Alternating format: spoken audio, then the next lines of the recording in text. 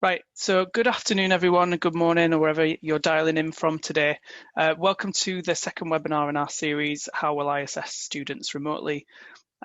Today's episode is going to focus on the opportunities and challenges that are posed by delivering a completely online assignments and exams.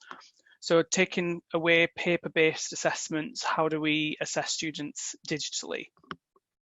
To recap what we covered in the first webinar, when we talk about assessment, we're talking about any measure that an instructor takes to get a gauge of where students are within their learning journey, what they've mastered, what they're still struggling with, and that includes things like tests, quizzes, exams, but it also importantly includes more informal assessments and more formative assessments along the learning process. So today we're going to look at how we can assess student performance throughout the course in both high stakes and low stakes ways. All right, so just a little bit of housekeeping before we get started with the content. The session should last between 30 and 35 minutes today. As my colleague said in the chat, all of the lines are muted. So if you do have any questions or comments, you can use the Q&A chat function within Zoom. So where it says Q&A, submit your questions and comments within there. We'll have some time towards the end to answer any questions. And the session is being recorded and it'll be made available in about 48 hours, and you'll receive a copy via email. So just a quick run through of the agenda for today. We'll start with some introductions of myself and my colleague who's delivering the webinar. We'll touch upon the advantages of online assessments, and then we'll have a look at some of the challenges that are posed by delivering online assessments. And then we'll take a look at how Gradescope by Turnitin, a new technology by Turnitin, can help deliver online assessments with the online assessment tool. And we'll finish with a Q&A. So a little bit about myself. My name's Jamie. I'm a product success manager for Gradescope, and I work across Europe, Middle East and Africa. So part of my role is to ensure that our customers are successful with Gradescope. So as I said before, Gradescope's a tool which can help deliver online assessments and exams. And I'm joined by my colleague Jason, who I'll let introduce himself. Yep, hi everybody. My name is Jason. I'm part of the professional and educational services team here at Turnitin. My role as a professional and educational services consultant is to basically make sure that anybody who is joining the Turnitin family as a customer is able to use our products and have them implemented successfully. And similar to Jamie, I work across Europe, mostly in Central and Eastern Europe, Central Asia, and also Scandinavia and the UK as well. Thanks, Jason. All right, so we'll start by touching on the advantages of online assessment. Many institutions already have policies in place to promote online submission and online feedback, but it is important just to remember why that's been promoted and the opportunities that that promotes. So firstly, it allows you to leverage modern technology. So students in general are more comfortable with using technology. So offering online assessment enables you to meet students where they're at.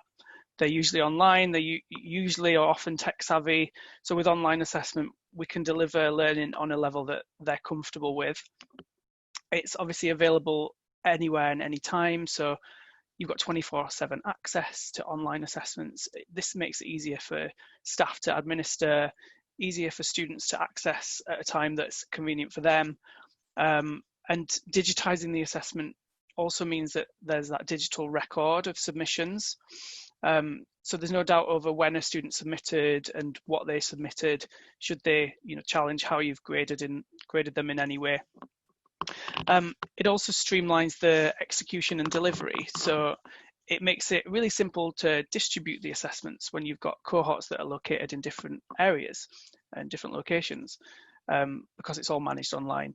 So, as well as that, you're grading and providing feedback online, typically when you're doing online assessments. And this obviously allows for a more streamlined and consistent approach than your typical paper-based grading. And finally, it allows you to monitor student engagement and progress. So students receive results really quickly. This creates a much faster feedback loop between the educator and the student, as well as that faster feedback loop between the understanding of the course material itself.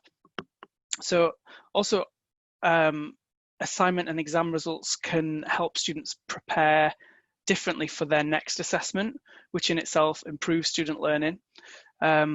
And it's kind of known that awaiting an exam result or an assignment result is a stressful experience for students, and it has been shown to affect learning outcomes. So we can avoid all of this when delivering assessment online and delivering feedback online with students.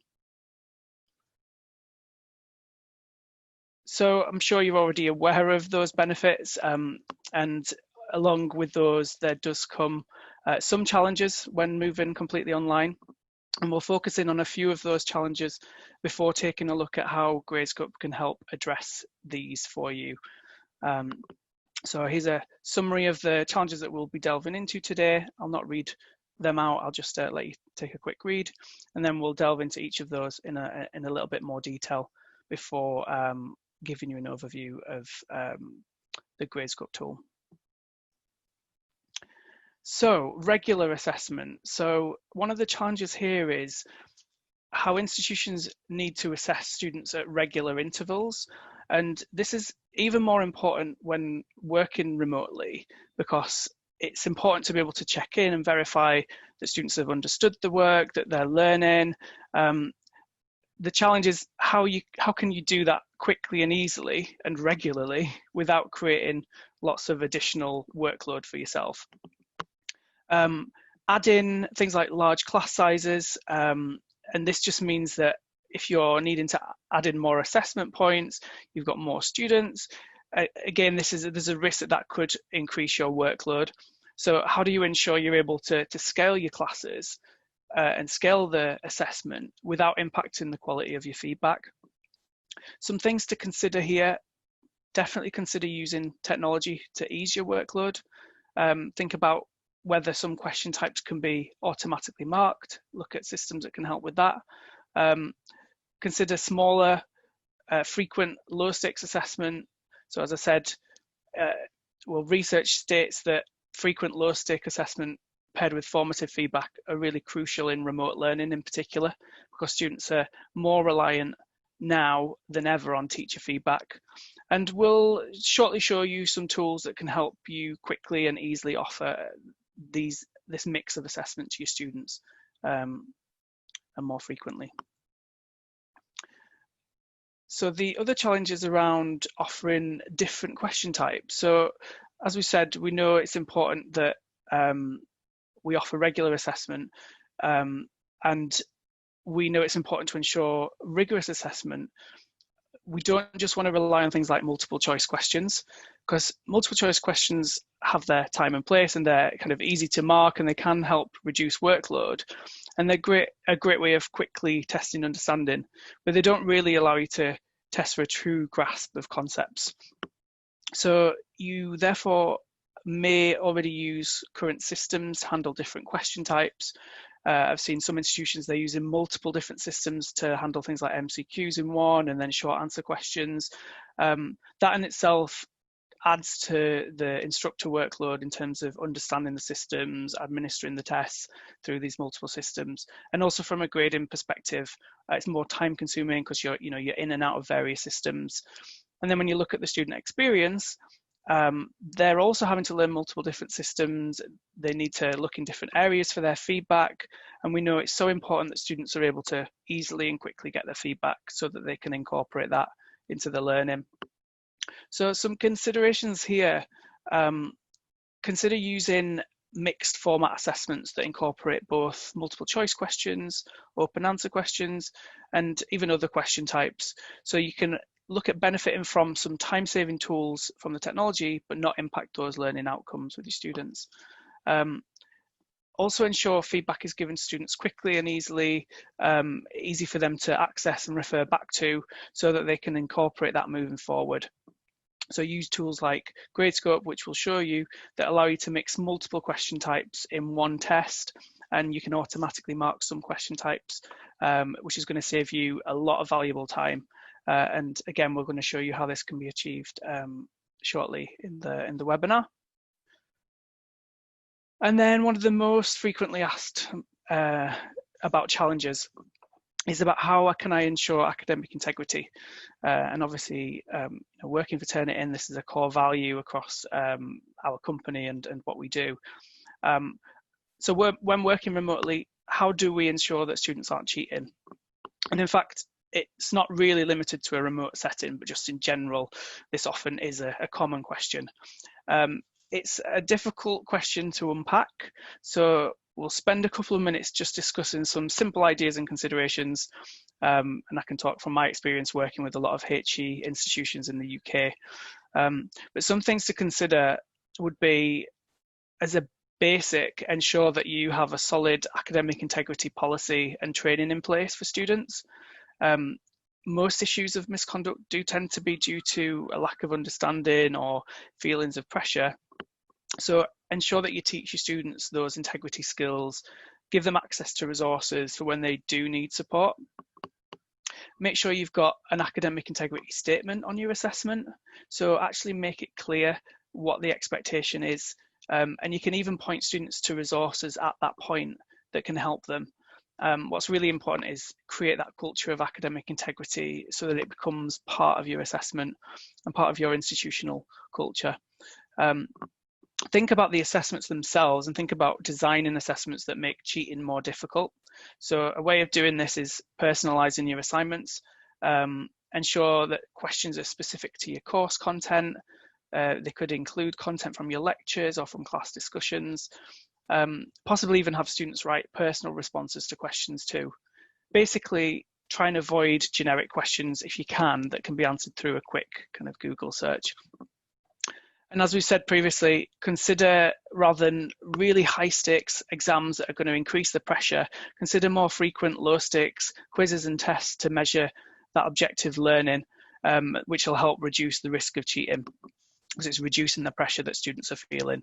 And obviously technology has its place and can help. And from a technology point of view, we're working really hard on enhancing the security of our online assessments, and we're working on things like browser lockdown and proctoring capabilities. So I'll just switch gears slightly and move into a brief intro to Gradescope. I've touched upon this throughout the webinar so far. And what we're going to do now is demonstrate how the new online assignments tool within Gradescope can help you offer assessments fully online. So Gradescope was initially created to modernize the grading process, particularly around paper-based assessments, and there's lots of innovations there. From, if you came to our previous webinar, you would have seen how we can help streamline that process. But in more recent months, we've accelerated the development of tools to help assist with remote learning, and particularly to allow instructors to easily assess students fully online, so in a completely online environment. So I'm now going to hand you over to Jason, who is going to give you a brief overview of the Gradescope assessment tool, the online assignment tool, excuse me, and he'll take you through how that works and help you address some of these challenges. Thank you very much, Jamie. I'll just quickly go ahead and share my screen. Great, so you should now all be able to see my screen there. And if you can't, please make sure you pop a message in the chat just so I know if you can't see that. So the first thing I want to go through with you all is how we actually create these online assignments. Now, like Jamie said, this is where we are going to be making sure that there's no paper involved, unlike the previous session that we covered. This is purely online. So you can say I have one already created here, but there's a couple of things I want to go through with you just before we go into that.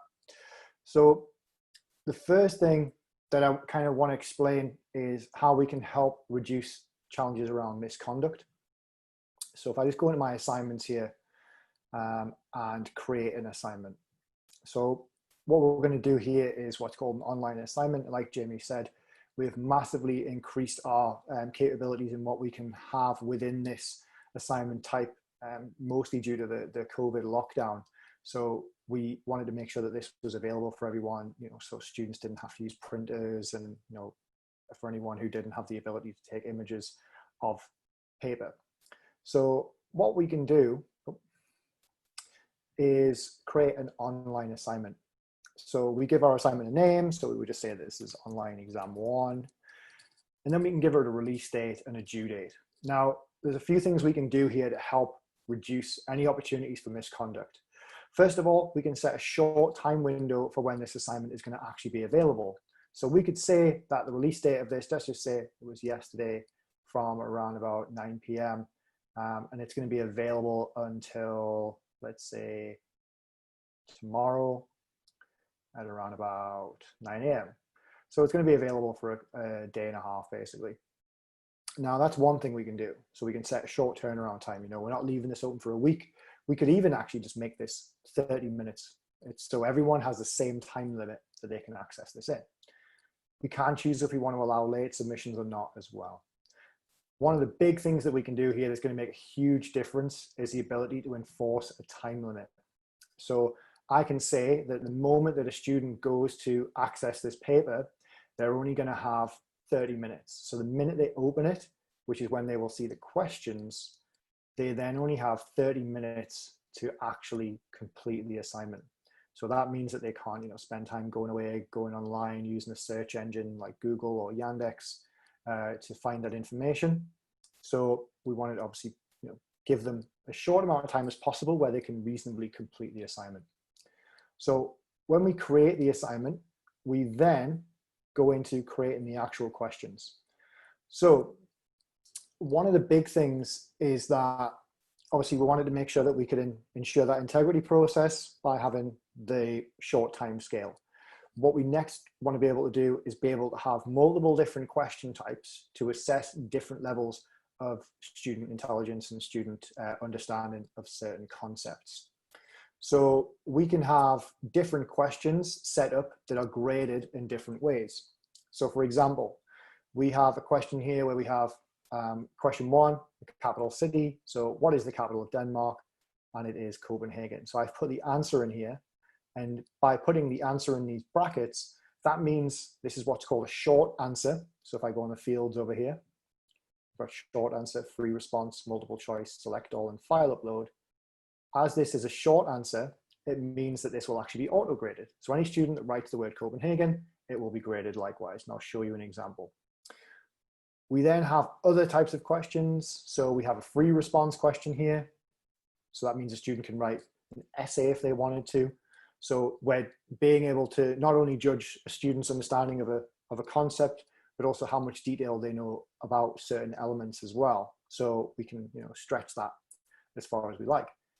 And you can also see within this that I can be very descriptive. So if I was to upload this on just a typical LMS, sometimes it's just like an outline of the questions. Whereas with this, as you can see, I've uploaded an image just by clicking this insert images button. And I have got an image of a molecule here. So for those of you that are very smart and very good at chemistry, you'll know what molecule that is. It is quite a popular one. If you know it, it'll make you feel good. So answers in the chat if you do want to answer it. I will give you the answer in a minute. So we then have other types of questions. So we have a multiple choice question, which will also be auto-graded. Free response will be graded manually. Multiple choice and select all questions can be auto-graded. We then have the ability to do basically a combination. So we have a math question here. So we can either have, what is the integral of x? And the student can either write in LaTeX and answer this in the short answer format or free response, or they have the option to upload a file and we can manually grade that as well. So you've got a lot of flexibility. So it means that you can have multiple different answer fields depending on student capabilities and the technology that they have access to or their knowledge of technology.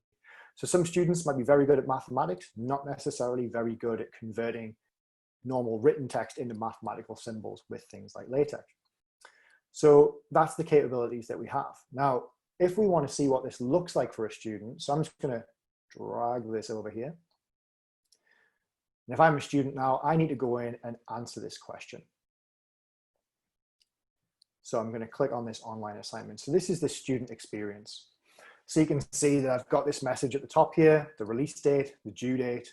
I have 30 minutes. It's a timed assignment. It's telling me that if I want to get the most time possible, the latest I can leave this is 10:30 a.m. on the 4th of August. So as soon as I go to submit and start this assignment,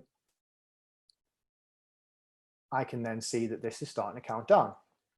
Now, I can resubmit as many times as I like within this 30 minutes, and my final answer will be graded, basically. So for those of you that know the answers to these, please play along. So what is the capital of Denmark? Copenhagen. Obviously, if you are Danish and you can spell like Copenhagen, feel free. Your molecule, so you can put in a response here, so you can say that this is serotonin, controls mood, etc. So we can answer that free response. So we could, I could write a full essay there if I wanted to. The founding year of Turnitin, if anyone knows this, it is 1998 when it started off as a peer review tool in UC Berkeley. And then what are my two favorite animals? If anyone knows this, you would know me very, very well. It is not sharks or snakes, it is dogs and alpacas. I know it's a very odd combination of animals, but they are great. And then I can do either of these two options. I could literally write this down on a piece of paper in front of me and take a picture of it if I don't know how to do LaTeX. If I do know how to do LaTeX, then I can do a combination of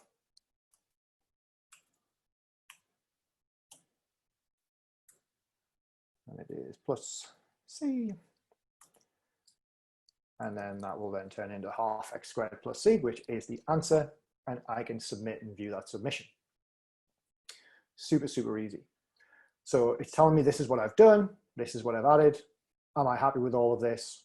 I can resubmit if I want to and go back and change some of my answers. But I'm happy with this.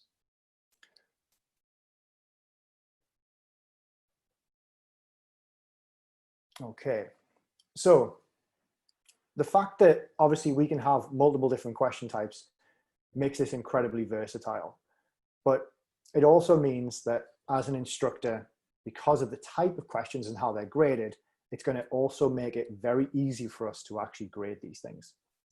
Now, for those of you that joined us yesterday, you'll know that Gradescope, the way that it's designed, is you grade question by question. So instead of sitting there and going through and grading question 1, 2, 3, 4, and 5 right after each other on one submission, then moving to the next one, you grade all of question 1, all of question 2, which has a multitude of benefits. One of the main ones is the fact that you could have multiple instructors grading the same question at the same time using the same rubric. Now, the great thing about this is that we have this question auto-graded. So that's fantastic. We can then, if I just go to question 2, because all of these students will have already had theirs graded, we have the molecule question. So we can see here, one of the students has answered this question, and we can then grade this. So we can say that this is correct. Now, one of the fantastic things about Gradescope is that we can obviously, go through and grade these questions all the way through and say, yep, this one's correct. This one isn't correct. So we can actually add in a rubric item, and we can either say, they're losing points for whatever reason, and we can put in an explanation. So although this is similar, it is not serotonin. And the student would then know that, they've got it close, but they haven't quite got it. And then they also know the answer. So for next time, they can go back and understand, what they did wrong or what they did right. So the founding year question, which was multiple choice, that is being graded, 1998. We can also see some of the other responses here, 2001. That one wasn't correct. My favorite animals, dogs and sharks, Definitely not. So that's incorrect. So we can then go through and see, go through and grade them. Now, on these multiple choice questions, we don't need to go through to next ungraded, mostly because we're going to, they're already graded by the system, unless we wanted to really be specific in any of our comments, for example. But for this mathematics question, we can actually be specific. So in this one here, we have a student who's made a mistake. So this isn't correct, and it isn't auto-graded. So what we're going to do is we're just going to say, okay, they're going to lose, let's go with 0.5. They're going to lose half a point. Or sorry, they're only going to get half a point.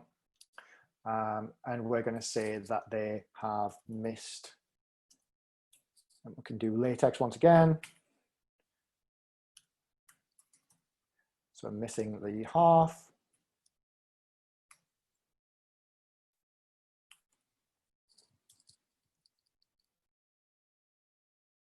So we can then say they only get half a point because they got half of the question right. Then we can go to next ungraded and find the next person. This person here has also missed off the constant. Let's give them half a point. But they've also missed the half, so let's add that together. We now have a problem because we're now giving this person full credit, even though the answer is wrong. So what we want to do is we want to adjust our rubric. So what we're going to say is for anyone who misses the constant, we are only going to add 0.25 points. Anyone who misses the half will get 0.25 points. So they get 0.75. We could be even harsher and say they get 0.1. So they actually now only get 0.35 points. Now, if you imagine traditionally when you grade things, you have to go back and change them because you've applied different rubrics to different students.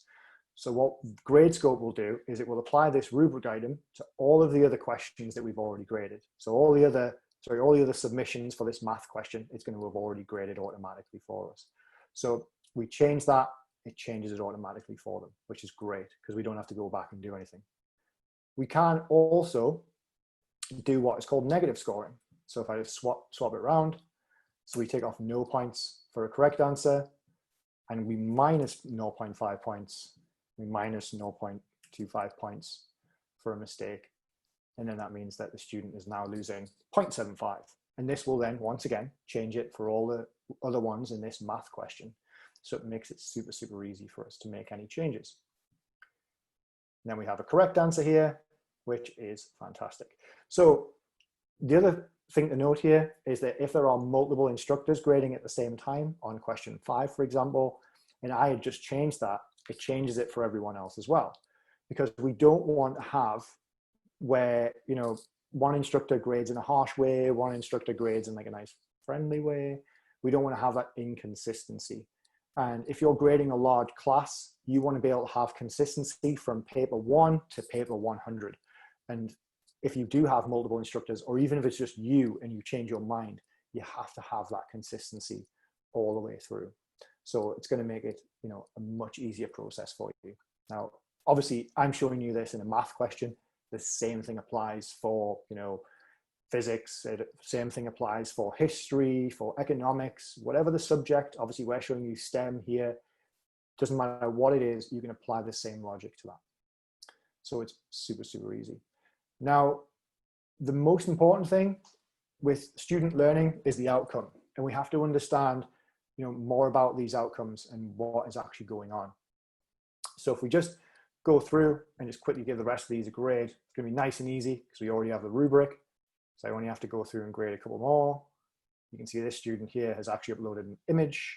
So this is also correct. I can also press 1 on the keyboard if I want to use the keyboard shortcuts. So this person here has missed the constant. So I'm just going to press the 3, and then I'm going to press Z to skip to the next one. Now I'm going to press 1 and press Z to skip to the next one. So we've graded all of those. This molecule question needs a couple bits more grading. So we can jump in there if we wanted to, fly through, and we'll just grade all of those. Every other student got it right. Luckily, I already know that. So everybody else got it right. So only one person got this question wrong. but you know, we want to kind of know a little bit more about that. So let's go into the statistics. So if we take a look at the statistics, I'm just going to give this a quick refresh. This is the statistics for this exact question set we just graded right now. What we can see at a glance straight away is that question 2 is something that students know a lot about. They're clearly knowledgeable on this subject and they don't have any issue answering that question. Question 1 and question 3, however, they clearly have a challenge with that. So if we have a look at question 1, we know that's the capital city question. So that's maybe a geography challenge. Maybe they haven't learned a lot about capital cities in Europe. They may be US students, for example. Question 3 was the founding year. Maybe not many people know when Turnitin was founded, but we are very well aware that most people, which is 85% of people within that question, knew the answer. You can see the same with question 5, mathematics. Now, if we want to drill into this even further, what we can do is click on the maths question, and then we can see what mistakes were actually made, because there's nothing worse as a marker and as a student than not knowing why you lost points or why you got points. So that's one thing that's super important. So we can see here that the students missed a half, they missed the constant, and that's what equated to losing, you know, quite a few points across the board. So we can see this really, really easily. So it's making things super easy for us and making it super direct and giving the students a clear understanding of where they went right, where they went wrong. And for me as an instructor, allows me to plan ahead for the next ones. Now, I know everyone's got a ton of questions, so we're going to jump into those. So I'm just going to quickly stop sharing my screen and we're going to have a look at some of the questions. I know, Jamie, you've probably got been reading through those while we've been doing that demonstration there. So I will let you handle the first ones.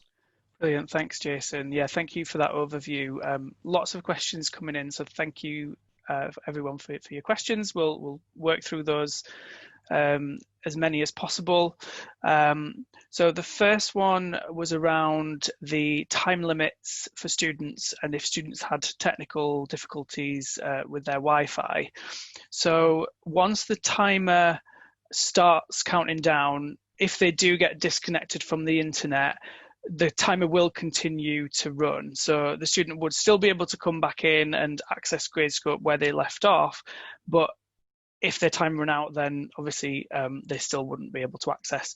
So what you can do there is instructors can give particular students individual extensions if they have come across that experience at their own discretion. So there's still flexibility there with regards to the kind of time that you offer students. And that's actually related to another question that we had about whether the time limits are customizable. So someone asked whether, because some students have different capabilities or they may have disabilities, some may get half the time, some may get standard time, some may get extra time, that sort of thing. What sort of flexibility does Gradescope allow? And essentially what you can do is add, as I said, individual extensions for particular students. So if you've got people that have those things that would need additional time, you can enable that through the system.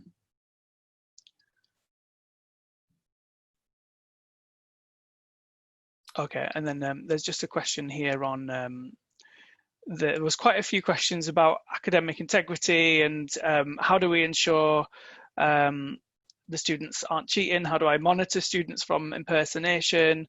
That sort of thing. So this is always a really common question, and as I'm sure you're aware, you know, us as a company, where we take that very seriously. It's part of our ethos, part of our culture, to make sure that students are completing their own work.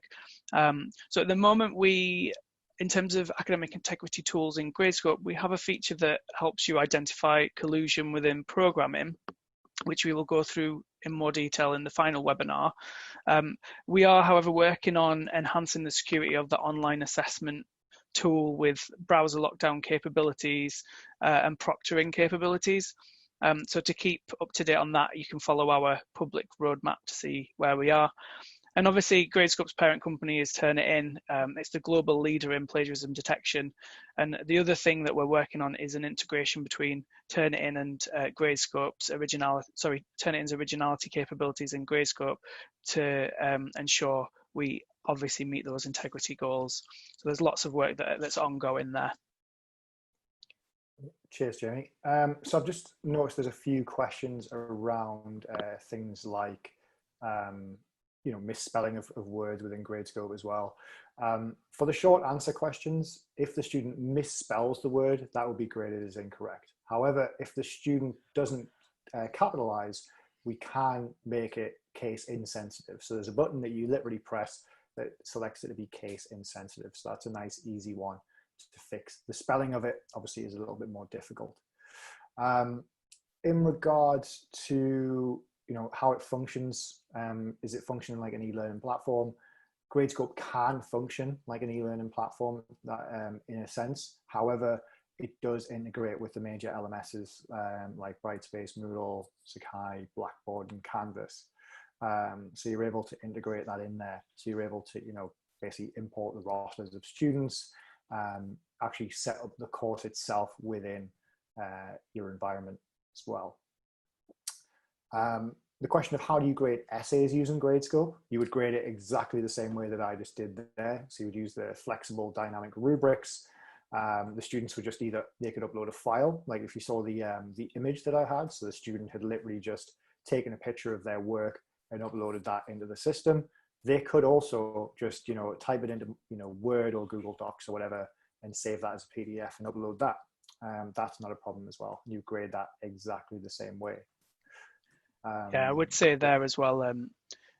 If you've got essay-based assessment, then Turnitin is probably the better solution for that, unless of course it was handwritten, in which case we would advise potentially to use Gradescope. But for essays where you need to check for similarity, then at this point Turnitin would be the better solution for that.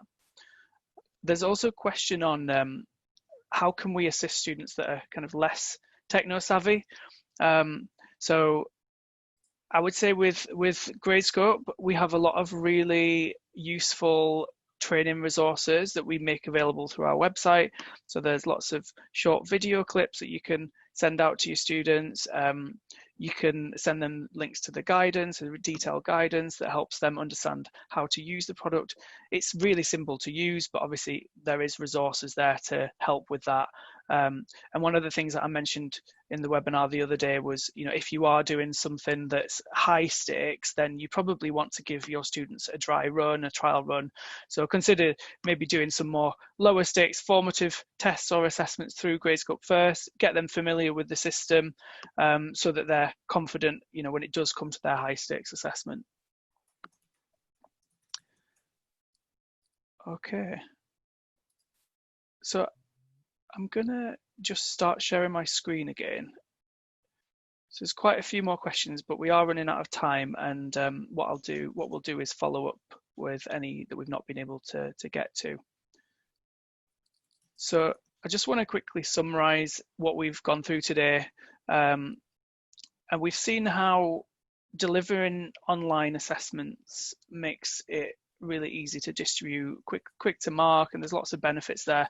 But there's also those challenges of scaling those and offering multiple different question types and maintaining academic integrity.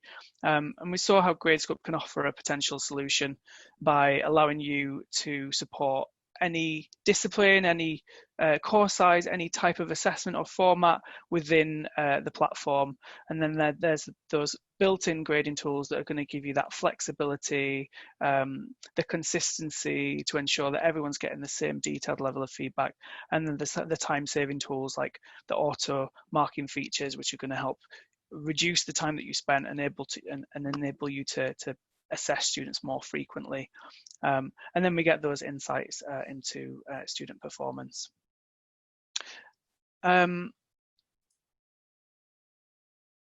One of the things which we wanted to mention is that as a company, we've made Gradescope Complete free for instructors until the end of the year.